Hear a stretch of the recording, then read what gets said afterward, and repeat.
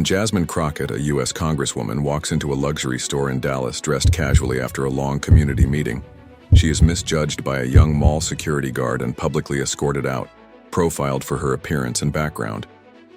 He doesn't recognize her. She doesn't flash her title. And what she does next surprises everyone. This is a story not about revenge, but about dignity, integrity, and the quiet power of turning humiliation into a teachable moment. In a nation still scarred by inequality and racial bias, Jasmine chooses a different kind of strength, one that challenges, uplifts, and transforms. Join me in this story that will touch your heart and comment on where you are watching me from. It was a humid Thursday afternoon in Dallas. Jasmine Crockett had just wrapped a 2-hour town hall meeting in the southern part of the city. A gathering filled with tough questions, exhausted single mothers, and teenagers with fire in their eyes. Her blouse clung slightly to her skin. Her braided hair was pulled into a no-nonsense bun, and her phone buzzed endlessly with missed calls and text alerts. But at that moment, all she wanted was to find a gift. A thank you for her longtime mentor, Miss Clarice, who'd been like a second mother to her growing up in Little Rock. Still wearing her community clothes, comfortable jeans, a t-shirt that read "Justice Never Sleeps," and sneakers dusted from a local park cleanup, Jasmine stepped into the upscale, glass-heavy mall just outside downtown. No staffer, no assistant, just her. The store was all clean lines and quiet piano music. Polished glass cases gleamed with designer handbags and expensive watches. Jasmine scanned the shelves with focused eyes, unaware of the glances starting to form behind her. She noticed the security guard before he said anything. A young man, probably early 20s, new on the job. His posture stiffened the moment she reached for a silk scarf. "Ma'am," he said, firm but rehearsed. "I'm going to have to ask you to leave." She turned, confused. "I'm sorry? You're not allowed in here. We've had complaints." Jasmine blinked. "Complaints? From who?" He didn't answer. The store manager watched from behind a counter, pretending to reorganize wallets. A couple nearby shifted awkwardly, pretending not to listen. For a moment, Jasmine stared at the guard, not angry, not embarrassed, just still. She could have said it.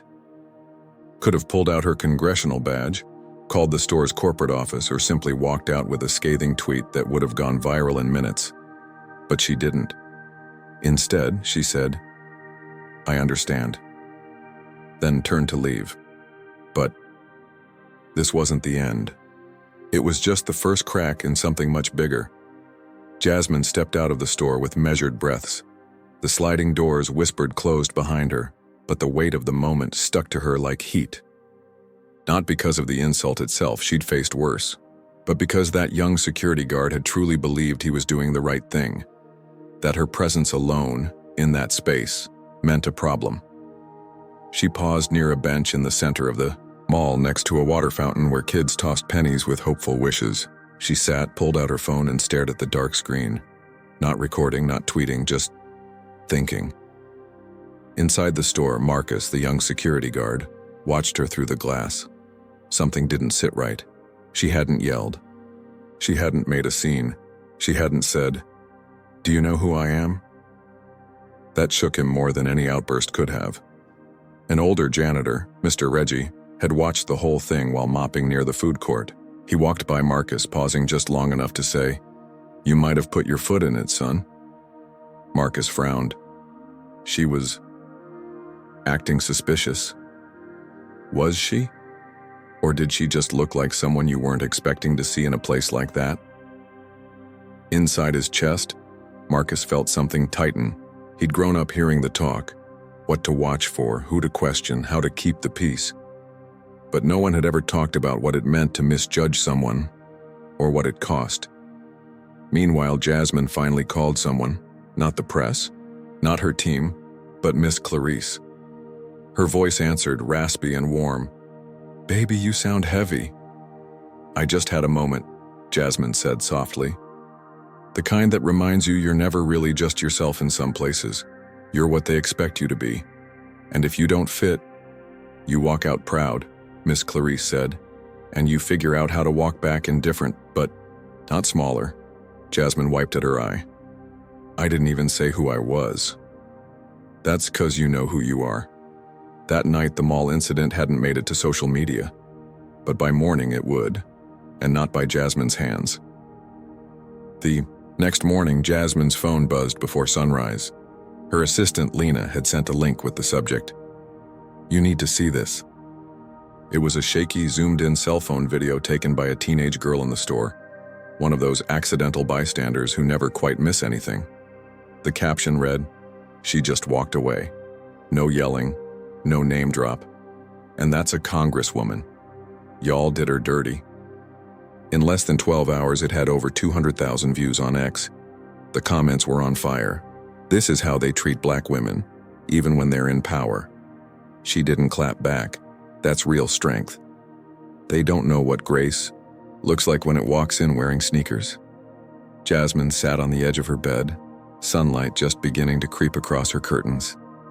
She felt the pressure in her chest, not anger, not yet vindication, just the ache of being seen for the wrong reasons. Again. Later that day, she received a message from someone unexpected. Marcus. The subject line was blank. The email was short. Ms. Crockett, I didn't know who you were. That's no excuse. I realize I judged you by the clothes you wore, the way you looked tired, and maybe the weight you carried. I'm not proud of how I acted. If you're ever willing to talk, I'm willing to listen. Marcus L.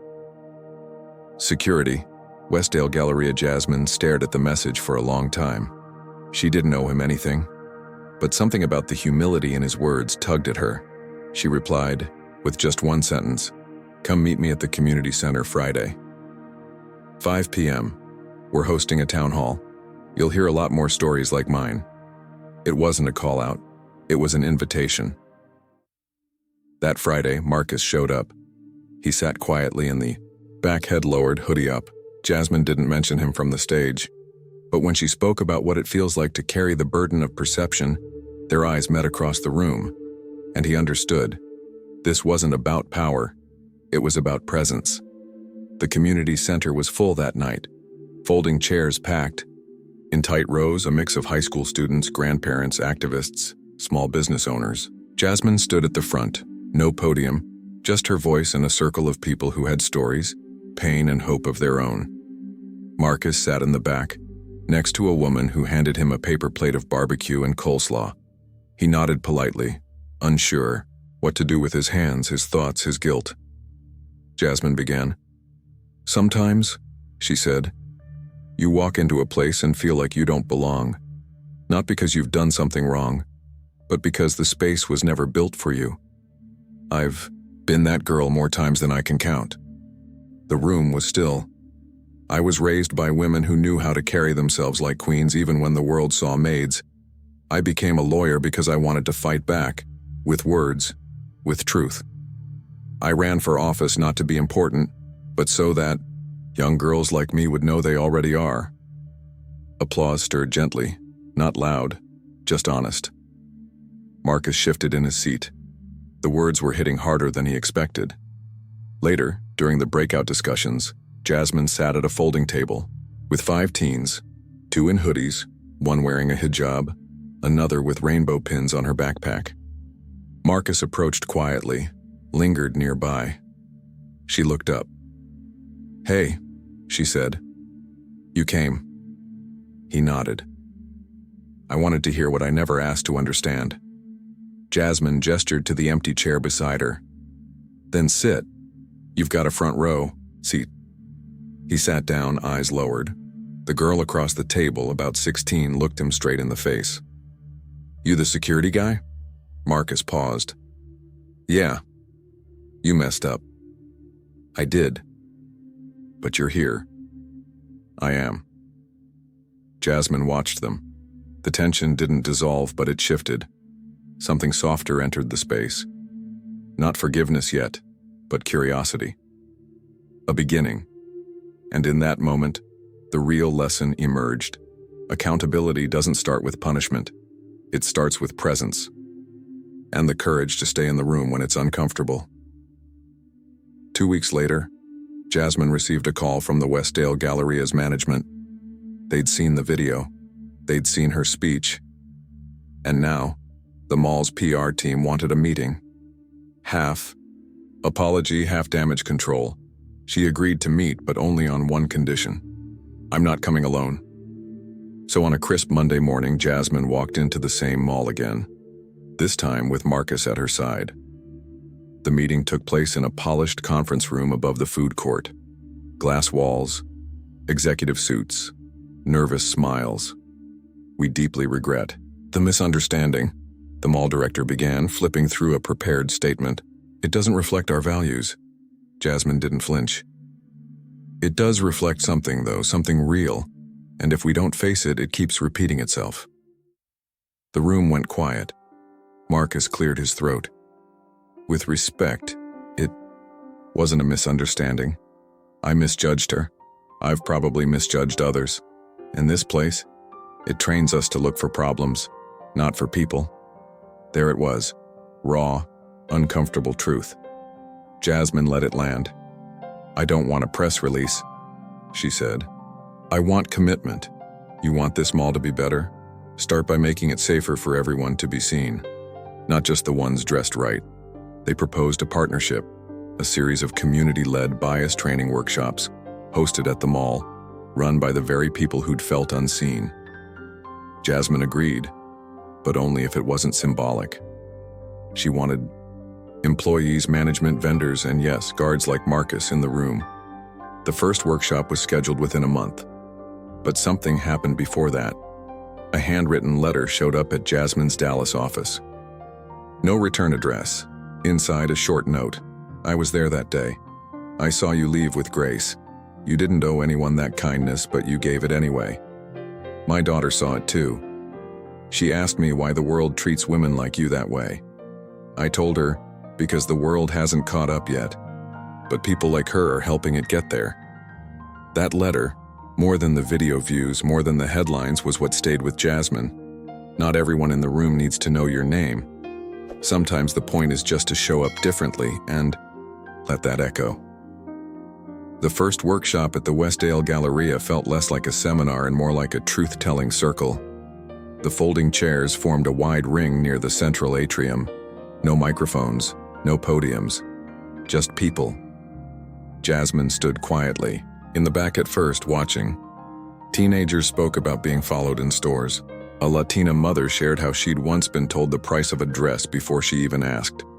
A black high school teacher recalled how mall security asked for her ID, right after buying a pair of shoes.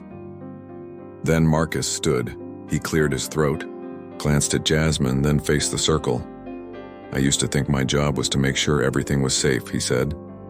But safety isn't silence. It's not suspicion. It's respect. He looked at a young girl, probably no older than 15, wearing a head wrap and holding a journal in her lap. I saw someone and assumed the worst. But she saw me and chose to do something better than call me out. She called me in.